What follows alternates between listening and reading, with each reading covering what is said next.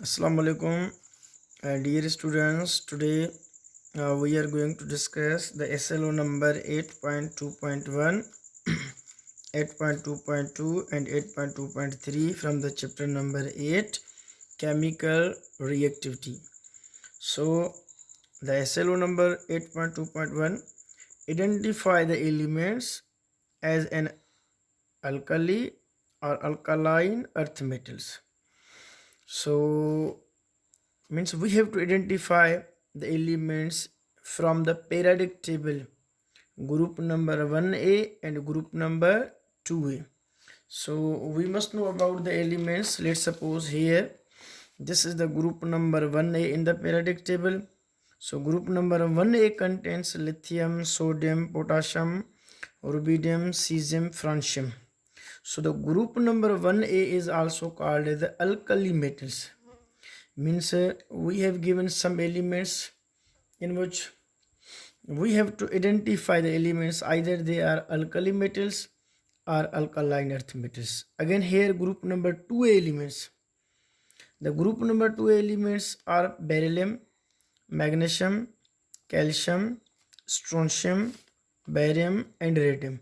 The group number 2 elements are called as alkaline earth metals. Again here is written they identify elements as an alkali, means group number 1a are called as alkali metals, while and alkaline earth metals, the group number 2a are called as alkaline earth metals.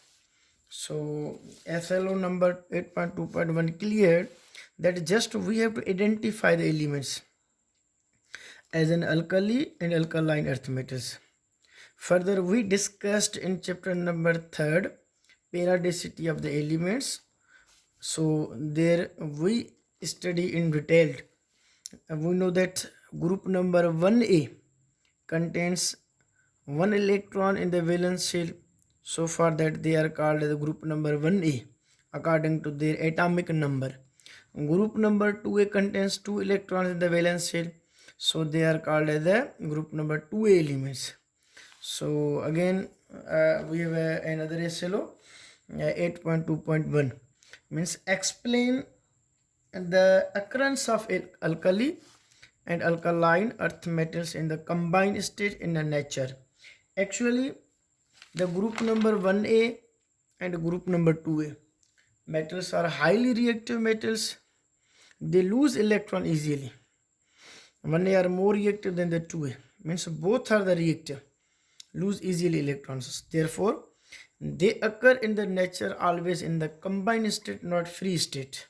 So let's suppose when sodium reacts with the chlorine, it forms sodium chloride compound. That is the salt. Means the sodium is always in the combined form. So group number 1a can react with the group number 7a to form the salt, different compounds. Either these compound elements can react with other elements to form different types of the compound. So when lithium react with the fluorine to form lithium fluoride, chloride, when potassium react with the iodine to form potassium iodide. So means these elements are always in the combined state, not in the free state. So sodium react with oxygen always to form oxides of the sodium. So again here group number 2a, let's suppose this is the magnesium. When magnesium react with oxygen to form magnesium oxide, when calcium react with the oxygen forms calcium oxide. So it means the group number 1a and group number 2a always occurs in which state? In the combined state. So they occurs in always in the combined state. So again we have a SLO 8.2.3. so differentiate between ionization energy of alkali and alkaline earth metals. Means in group number 1a and group number 2a just we have to discuss ionization energy. In previous chapters we discussed about the ionization energy. What does mean of the ionization energy? So here we just discuss group number 1a and group number 2a the ionization energy. So here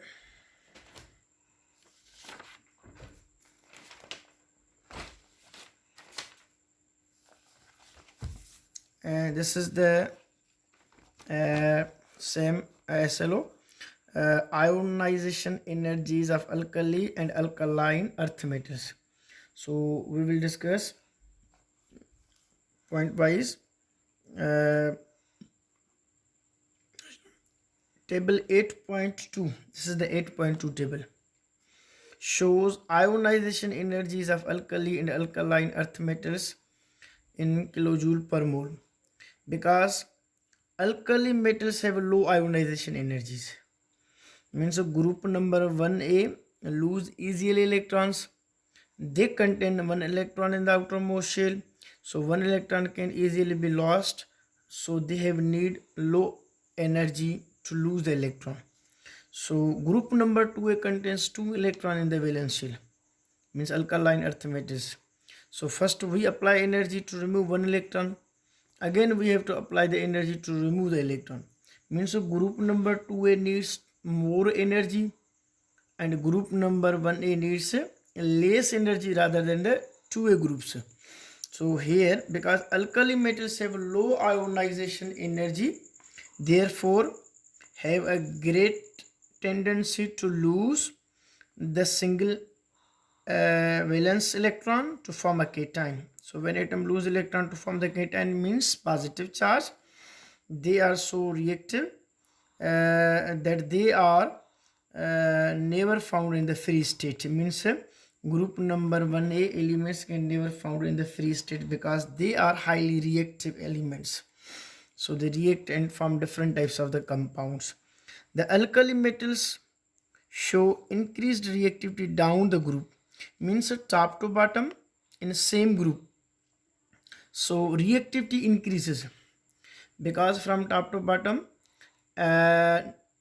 number of shell increases, atomic size increases, so electron can easily be lost by the element.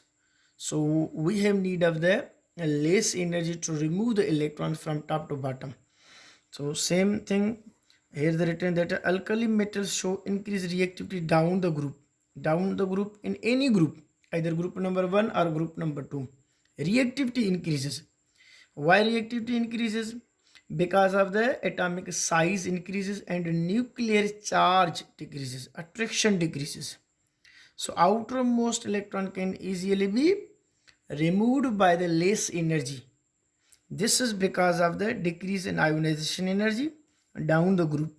This means sodium is more reactive than the lithium. So we can compare, but less reactive than the potassium. Means this is the from top to bottom lithium. Lithium needs 520 kilojoule per mole energy to remove the electron from top to bottom. Sodium needs 495 kilojoule per mole energy, means top to bottom ionization energy decreases. Top to bottom ionization energy decreases means reactivity of metal increases. So again, this is the less reactive than this one. This one is the more reactive than this one. Again, this one is the less reactive than the potassium. So top to bottom reactivity increases. So sodium is the more reactive than lithium. Potassium is more reactive than the sodium. Rubidium is more reactive than the potassium. So top to bottom ionization energy decreases and reactivity increases. Now similarly, this is the group number 2 elements: beryllium, magnesium, calcium, strontium, barium. Same way, top to bottom ionization energy decreases. Beryllium needs 899 kilojoule per mole energy to remove the electron. Again, magnesium needs less energy because top to bottom ionization energy decreases, reactivity increases. Calcium needs 590 kilojoule per mole energy. It means magnesium is more reactive than beryllium. Again, calcium is more reactive than magnesium, and strontium is more reactive than the calcium. So calcium is more reactive than magnesium, but less reactive than the strontium. So top to bottom ionization energy decreases. So again, if we compare from left to right ionization energy increases. Lithium needs 520 kilojoule per mole energy. but barium needs 899 kilojoule per mole energy, because left to right atomic size decreases while nuclear charge, nucleus attraction increases, number of the protons increases in the nucleus. So we are going to read here, the alkaline earth metals means group number 2 elements also have low ionization energies, so they also have a great tendency to lose both valence electrons to form the dipositive cations. Means group number 2 will lose 2 electrons. Again, they are less reactive than alkali metals, means 1A are more reactive, 2A are less reactive, because left to right reactivity decreases. Thus magnesium is more reactive than beryllium, but less reactive than the calcium. Same thing already I told you, like alkali metals. They are also kept under the liquid such as the kerosene oil to prevent contact with the moist air. So these elements mostly kept in the kerosene oil because of the highly reactive metals.